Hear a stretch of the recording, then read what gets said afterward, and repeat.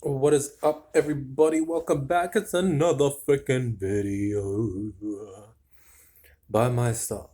Okay, so it's been a little bit since I've been on here.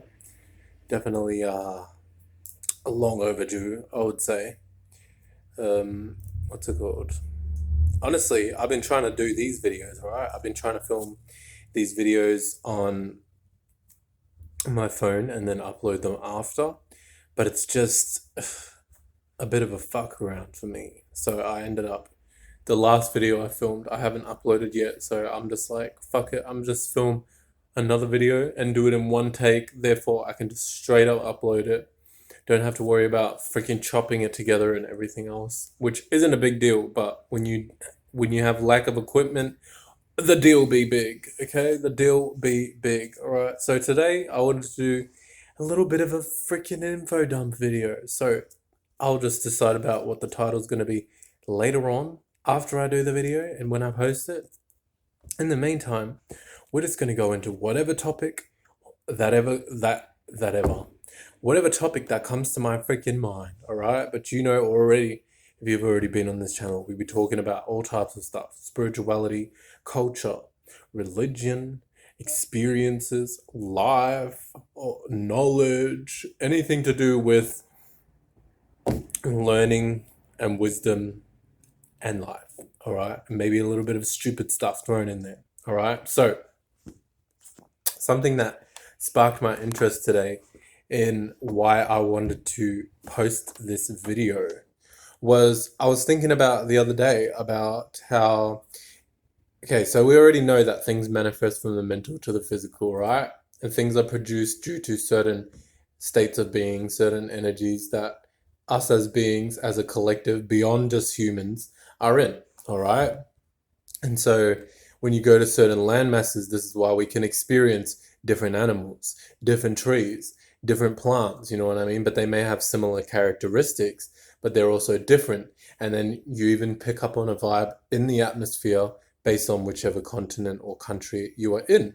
All right. So beyond that, you know, if we can look at it in a broad sense, then we know that uh, the animals, the plants, the trees, the water, all of this kind of stuff, the bugs are produced based on whatever state of being and whatever energy that geographical location exhibits. Okay, and we can exhibit many different states of being, many different energies. All right, but as a general sense, each geographical location will have its own main energetic frequency or energetic imprint. All right. So if we were to look at that, I was thinking about pigs, right? Because I don't eat pig. I used to eat pig, but I started to just get a distaste for pigs. So it's not really my cup of tea at the moment, you know? And so I started to think to myself about where do pigs originate, all right? And I already knew if you can think about whatever I was talking about just before in terms of characteristics, in terms of mind states, energies, all right, we already know and can grasp an idea of where pigs actually come from and where pigs are actually native to, all right? Because if we think about the characteristics of a pig, this is representing the indulgent spirit, all right, overindulging into something. All right, when you say someone's being greedy or whatever, you call them a pig. All right, so we can already pretty accurately depict on where a pig comes from. All right, and for those of you who don't know, pigs originate from the Eurasian region, right? So Europe and Asia and a bit of North Africa. All right, and the reason why I say this and that it's obvious, in case anyone can't see why it's obvious, we know that a large portion of the world's greedy and overindulgent energies comes from areas such as Europe, right? This is why we even see certain people coming from Europe and going over to other countries and overindulging, or creating systems in which people are overindulging, or creating bargain and gain, bargain and exchange shit that encourages people to overindulge into certain qualities, into certain aspects of their life, you know? So it's very much an obvious pointer about where this energy actually comes from, all right? And it's a good example of how we can see the certain characteristics play out based on wherever you are, which is not to say that all Europeans are pigs, right? We don't want to get conflated. We always need to look at things from an equilibrium perspective, right? But if you look at it from that perspective, you can also understand that that is the birthplace, or if it's not the birthplace, it's the main, one of the main star players, one of the main players of the overindulgent or the greedy spirit. And we know this just based on what kind of government system, what kind of characteristics the shadow government or the European government brings whenever they go to whatever country they go to. You know what I mean? Which is, there are definitely people in Europe and beyond Europe who are from Europe originally that do not exhibit these traits. But as a whole, as a generalization, right, we can understand that they do exhibit these traits more on a percentage scale than other countries. But they try to flip it on everyone else. So don't ever freaking think to yourself that these characteristics and these traits are commonplace or were commonplace before European governments came in and tried to invade certain countries. The whole concept of the Western government that we live in, capitalism, is built upon the greedy spirit, all right? So we need to put things into perspective. And capitalism itself comes from European governments, all right? So we need to always look at the root cause of something, always look at the root energy of something. And if a certain system comes from a certain place, and that certain place exhibits a certain phenotype of people or certain group of people, then we can also assume that that phenotype and that group of people is exhibiting those characteristics mentally and physically. All right. And it's not an assumption, because we know this. If you've got half a brain cell, you already know. You know what I mean? So anybody in the comments trying to argue against me, you're automatically debunked anyway. You know what I mean? You can't actually debunk what I'm saying. You can't actually go against what I'm saying. And if you were to pull it up and say, oh, well, this country has this certain animal which has similar characteristics to a pig, but we also know that we don't call that thing or we don't use that animal as a way to describe the pig energy, all right? We can automatically assume and correlate, oh, pigs are associated with that greedy energy, with that greedy spirit, all right? So, no matter which way you look at it, no matter which way you flip it for yourself, it's always going to come back to a perspective of what I'm talking about right here, right now. So I thought that was just interesting. I thought that was something that definitely would, bring into perspective a lot of the things that we experience, right? Especially when you look at other animals in other countries, we can understand certain other countries will exhibit certain other characteristics based on other animals that are there, right? Case in point, we have in Australia, we have kangaroos. Nowhere else in the world do you ever see a kangaroo. And if you see the characteristics of a kangaroo by itself, you will already know and understand why Australia is one of the only countries that has kangaroos. It's the spirit of the kangaroo and the energetic signature of that kangaroo, or where that kangaroo actually originates from, spiritually speaking, the space that it originates from, is that kind of go-getter spirit, that kind of spirit of jumping to the occasion, of jumping towards something, of being able to, even down to the way the kangaroo acts and the way how the kangaroos can be quite headstrong and they don't take no shit. If you go fuck with the kangaroo, that kangaroo's gonna square the fuck up. You know what I mean?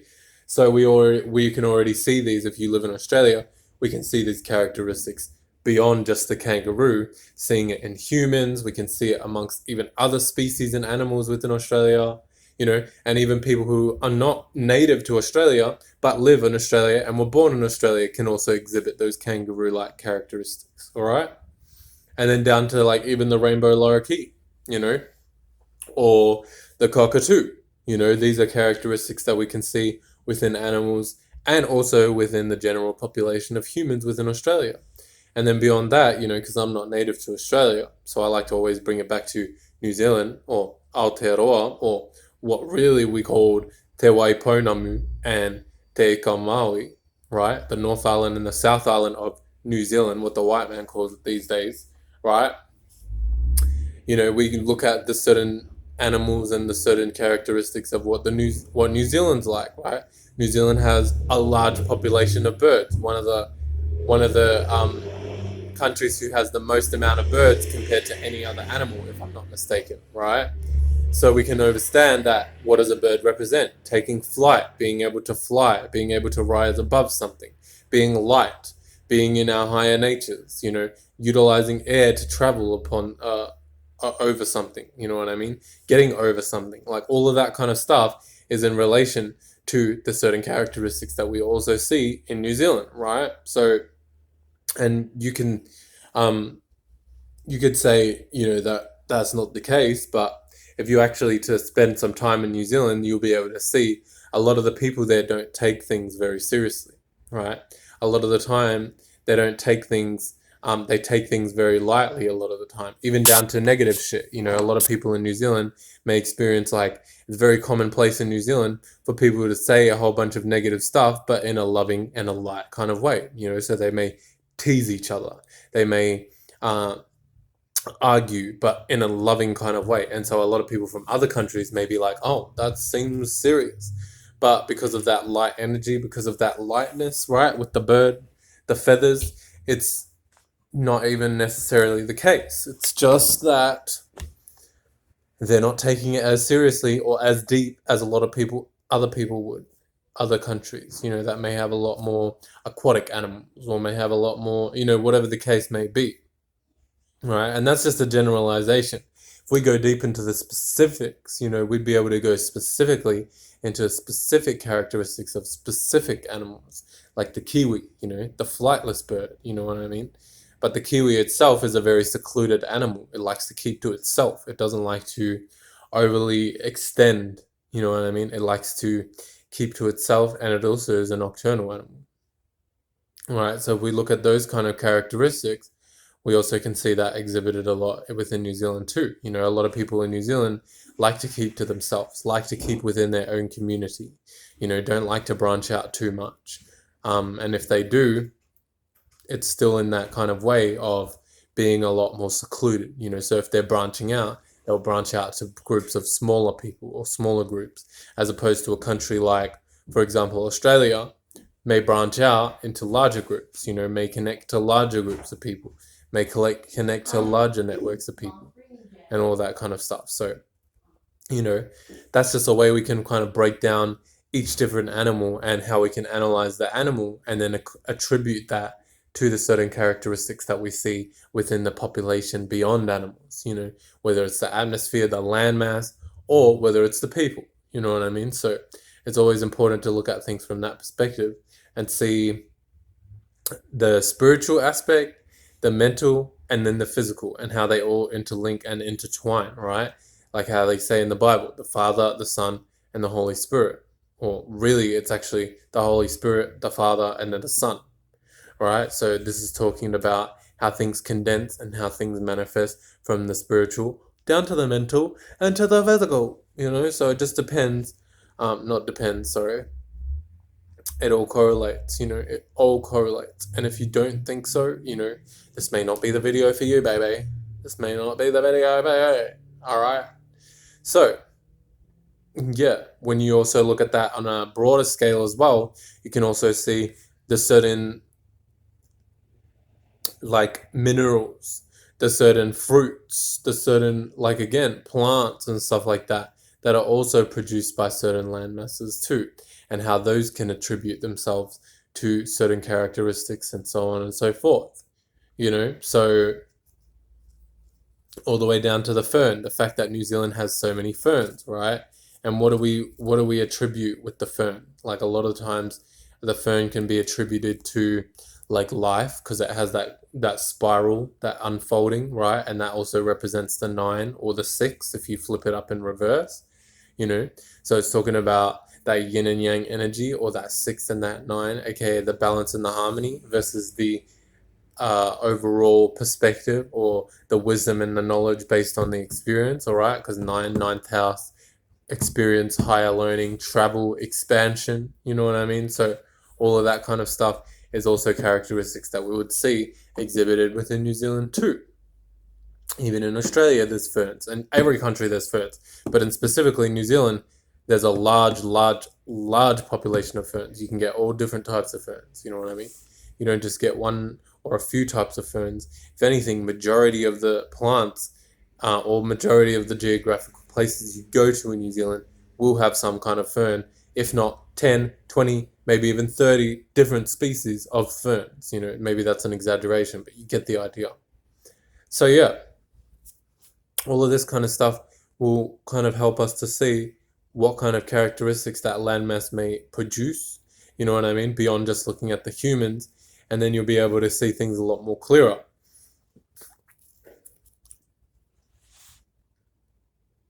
And that's the best way that you can actually